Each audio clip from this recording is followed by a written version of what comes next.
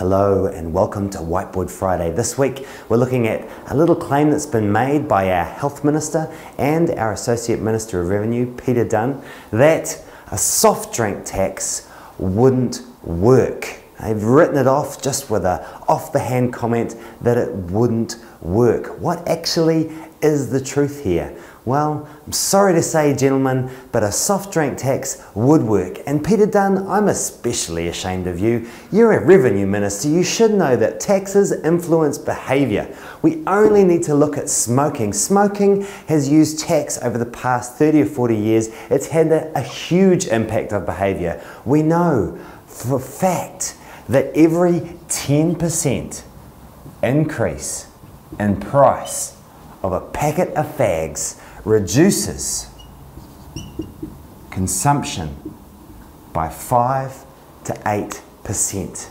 Massive impact, and over years has had a huge total impact on our smoking rates. That's why we have amongst the lowest smoking rates in the world, because of tax.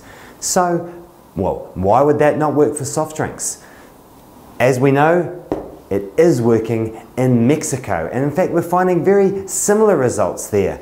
In Mexico, we've seen about a 10% increase in the price of soft drinks, and that has reduced consumption of soft drinks by about 10%. So come on, Peter, what is wrong with this picture? Soft drink taxes do work. Well, let's be generous to these ministers and perhaps think of different reasons why these things wouldn't work. Well, they might say that some of the studies from the United States have shown no impact from a soft drink tax.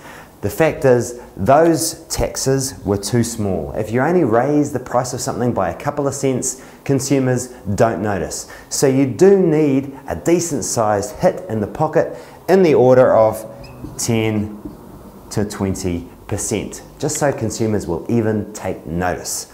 Secondly, some studies from the States have shown that putting a tax on soft drinks leads to people eating other junk. Well, that is an issue. Sometimes if you tax one thing, if people can get their sugar hit elsewhere, that's what they'll do. But again, Mexico have actually put a 10% tax on all junk food. People can't avoid it, they can't go and find their sugar fix somewhere else, so that is working pretty well there. You need a comprehensive tax to take care of that problem, but we do know that soft drinks are the ideal place to start because they are the worst example of fake food.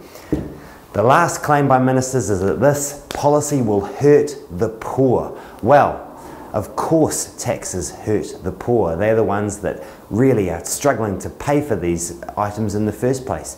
That's why we know it has the greatest impact on the poor. These sorts of taxes really make people look twice at the price, and therefore they stop buying this stuff. The fact is that the poor are most hurt by smoking and obesity, so a tax will actually help them the most.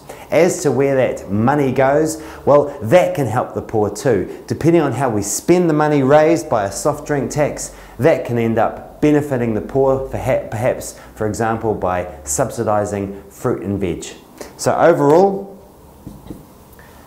a soft drink tax would work, and it would be beneficial for our health as a nation.